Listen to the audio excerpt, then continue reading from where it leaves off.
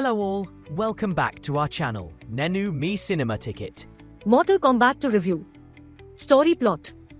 Mortal Kombat 2 basically story కన్నా action మరియు fan service మీద ఎక్కువ ఫోకస్ పెట్టిన సినిమా. డిఫరెంట్ రిల్మ్స్ మధ్య జరిగే మోర్టల్ కాంబాట్ టోర్నమెంట్ బ్యాక్డ్రాప్ లో కథ నడుస్తుంది. అథ్రన్ వారియర్స్ మరోసారి పవర్ఫుల్ ఎనిమీస్ ని ఎదుర్కొంటారు. ఈసారి కొత్తగా జానీ కేజ్ మరియు కిత్నా క్యారెక్టర్స్ ని ఇంట్రడ్యూస్ చేశారు. షావ్ కెన్ థ్రెట్ పెరుగుతుండగా Liu Kang, Kung Lao, Scorpion, Sub Zero లాంటి క్యారెక్టర్స్ యాక్షన్ లోకి దిగుతారు. స్టోరీ చాలా సింపుల్ గా ఉంటుంది. ఎమోషనల్ డెప్త్ లేదా స్ట్రాంగ్ క్యారెక్టర్ ఆర్క్స్ కంటే ఫైట్స్ మరియు స్పెక్టికల్ మీదే సినిమా ఎక్కువగా ఆధారపడింది. పాజిటివ్స్. Action sequences. సినిమాలో బిగ్గెస్ట్ ప్లస్ ఇదే. ఆల్మోస్ట్ అన్ని ఫైట్స్ కూడా స్టైలిష్ గా, ఎనర్జెటిక్ గా కొరియోగ్రాఫ్ చేశారు. ముఖ్యంగా Scorpion versus Sub Zero sequences visually చాలా ఇంప్రెసివ్ గా ఉంటాయి. Better than first part. First మూవీతో కంపేర్ చేస్తే ఈసారి pacing, action presentation, overall entertainment value improve అయ్యాయి. Johnny Cage character. Johnny Cage character సినిమాలో ఫన్ ఫ్యాక్టర్ తీసుకొచ్చింది. ఎంటర్టైనింగ్ ప్రెజెన్స్ గా అనిపిస్తాడు. Fan service. Mortal Kombat games fans కి కావాల్సిన పవర్స్, రెఫరెన్సెస్, ఐకానిక్ మూమెంట్స్ చాలా వరకు సినిమాలో ఉన్నాయి. Fast facing.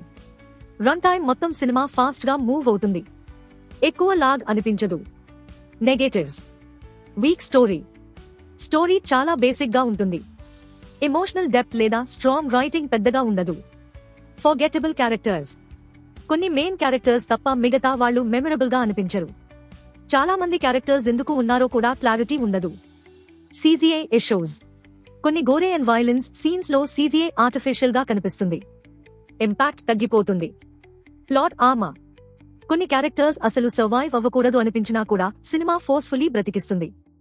ఇది కొన్నిసార్లు ఫ్రస్ట్రేటింగ్ గా అనిపిస్తుంది. Average villain.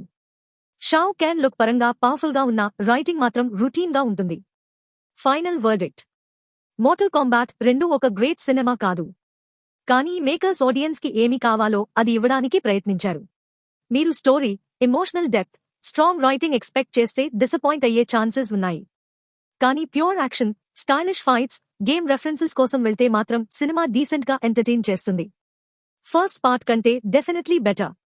కానీ ఓవరాల్ గా ఇది కూడా యావరేజ్ యాక్షన్ ఎంటర్టైనర్ కేటగిరీలోనే పడుతుంది. ఇంకా ఇలాంటి ఇంట్రెస్టింగ్ మూవీ రివ్యూల కోసం మా ఛానల్ను సబ్స్క్రైబ్ చేయండి. Until next time, keep watching great movies.